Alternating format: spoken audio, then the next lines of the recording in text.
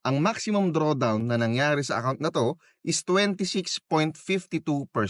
Ito naman yung binigay niyang profit sa akin. Nag-start to actually kalahati ng August 2023. So sa kalahating buwan na yon, binigyan niya ako ng $63, September $147, October $168, November $90, and December $108. At ngayong January naman, from January 1 hanggang today, January 15, so far kumita na siya ng $34.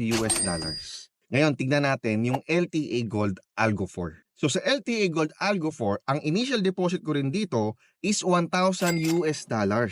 At makikita mo dyan, nakapag-withdraw na ako dito ng $935. Almost 100% kasi tignan mo yung gains, 93.55% as of the making of this video. Pero tignan mo yung drawdown, umabot siya ng 60.5%. So dito makikita mo yung difference ng LTA Gold Algo 3 at LTA Gold Algo 4.